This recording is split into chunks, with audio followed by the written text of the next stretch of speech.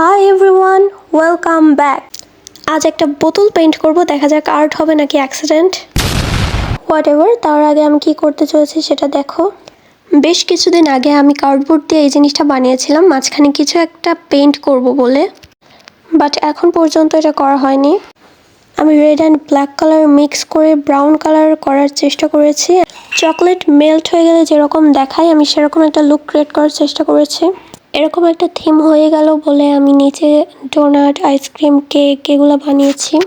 দেন আমি সুন্দর মতো ক্লে দিয়ে দুই সাইডে দুইটা আইসক্রিম, মাঝখানে একটা ডোনাট অ্যান্ড নিচের দিকে একটা কেক বানিয়েছি। তোমরা আবার ভেবো না আমি এটা এভাবেই রাখবো, আমি এটা অবশ্যই কালার করব। আর এখন অনেক রাত হয়ে গেছে, এই সময় আমার ঘুমানোর কথা, কিন্তু এখন আমি এগুলো নিয়ে বসছি।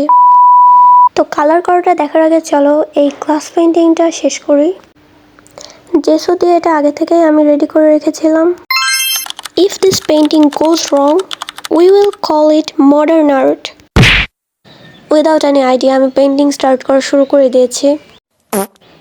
This is not a tutorial, this is an art adventure.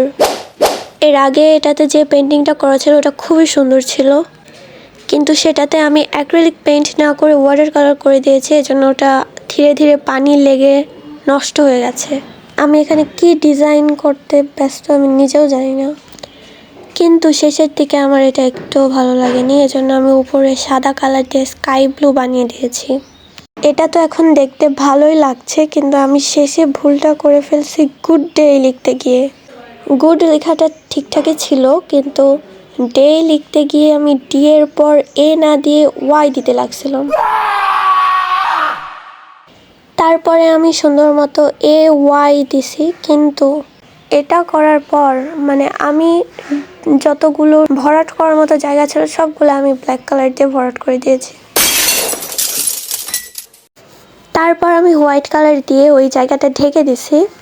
এবার ওটা শুকাতে হবে। তো চলো আমরা এটা কালার করা স্টার্ট করি। শুরুতে অফ হোয়াইট কালার দিয়ে আমি ফাঁকা জায়গাগুলো কভার করে নিচ্ছি। এইগুলো করতে করতে টাইম কই গেল বুঝতেই পারলাম না।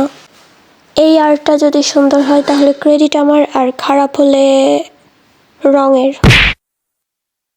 ছবি আঁকতে আর ক্রাফট করতে তো ভালোই লাগে, কিন্তু আলসেমির কারণে করা হয় না। তবে সিনারি পেইন্টিং করতে আমার খুবই ভালো লাগে। এখানে রংটা একটু বেশি হয়ে গেছে, no problem, art doesn't complain. আমি ডিরেক্ট এই জিনিসগুলো কালার না করে ফার্স্টে হোয়াইট কালার দিয়ে কভার করে নিচ্ছি। এটা এখন রেডি, কিন্তু আমি লাস্টে এটার কি অবস্থা করে ফেলছি সেটা দেখার জন্য ওয়েট করো শেষ পর্যন্ত। আবার আমি গুড ডে লিখতে বসে গেলাম। এবার কোনো গন্ডগোল ছাড়াই আমি সুন্দর মতো এটা লিখতে পেরেছি।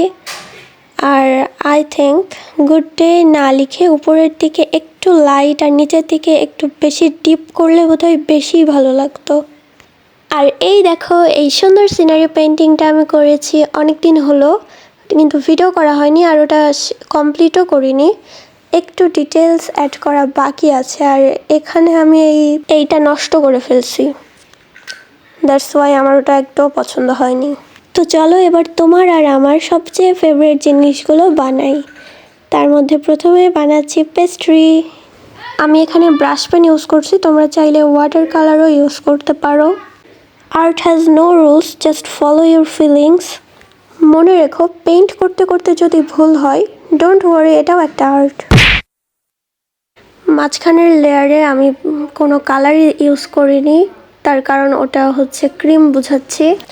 আর আমি এটার ধারের দিকে হচ্ছে রেড কালার দিয়ে ডিটেলস দিছি, যাতে এটা দেখতে একটু বেশি সুন্দর লাগে। আর যত বেশি ডিটেলস অ্যাড করা যায় তত বেশি রিয়েলিস্টিক দেখায়। আর মাঝখানের লেয়ারটাতে আমি পেন্সিল দিয়ে একটু দাগ দেওয়ার চেষ্টা করেছি, যাতে দেখে আসলেই ক্রিমের মতো লাগে। আর অবভিয়াসলি চেরিটা রেড কালার হবে। তো এবার চলো একটা পিৎজা বানানো যাক। প্রথমে ইয়েলো কালার ইউজ করছি। এটা কমপ্লিট করার পর দেখো কত সুন্দর লাগছে এগুলো। ভিডিওটা তোমাদের কাছে কেমন লাগলো জানি না, তবে জাজ মি সফটলি। ওকে, গুড বাই।